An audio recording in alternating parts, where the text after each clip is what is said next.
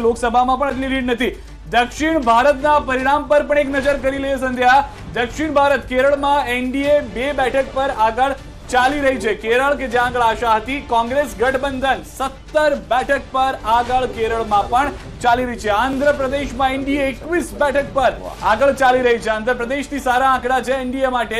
દક્ષિણ ભારતના પરિણામ પર નજર કરી રહ્યા છે, કારણ કે આ વખતે પોલિટિક્સ ઉત્તર ભારત અને દક્ષિણ ભારત વચ્ચેનું પણ જોવા મળ્યું હતું। ત્યારે દક્ષિણ ભારતમાં કેટલીક જગ્યાએ જેમ કે કેરળમાં 2 બેઠક છે, પરંતુ આંધ્રમાં સારું જોવા મળી રહ્યું છે એનડીએનું પ્રદર્શન। જ્યારે ઇન્ડિયા ગઠબંધન કેરળમાં 17 બેઠક પર આગળ ચાલી રહ્યું હોય તે પ્રમાણેના પણ આંકડા જોવા મળી રહ્યા છે। પ્રશાંતભાઈ, અહીંયા આગળ એ જ વાત ફરીથી આપણે કરવાની ચર્ચા જે છે કે ભલે નીચું નિશાન ઊંચું નિશાનની બધી વાતો કરી રહ્યા છે, પરંતુ આ માહોલ આખો બદલાઈ ગયો।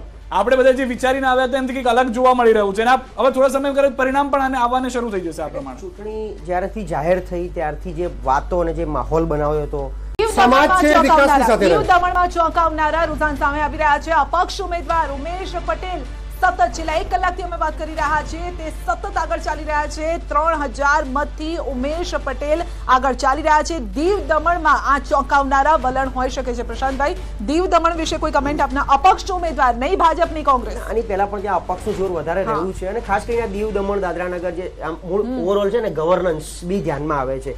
આપને ખ્યાલ હશે કે જ્યાં જ્યાં ઓવરઓલ ગવર્નન્સમાં સ્માર્ટ સિટીથી માંડીને જે મુદ્દાઓ, સ્થાનિક મુદ્દાઓ બહુ હાવી રહ્યા છે આ વખતે ઘણી જગ્યાએ, એનો એક ભાગ છે, બીજું કંઈ નથી। બિલકુલ બિલકુલ સર, આપણે વાત કરતા હતા કે જે હમણાં કમલમમાં નારા લાગતા હતા અબકી બાર 400 પાર, અહીંયા રુઝાનમાં 300 પ્લસ હવે કરવું થોડુંક આપણે જોઈ રહ્યા છો કે 95 94 ત્યાં જ આંકડો ફરી રહ્યો છે। શું કહેશો?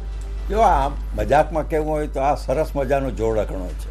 અચ્છા, ત્રાસ અને પ્રાસ બે ભેગા થયા છે। મને તેમ લાગે છે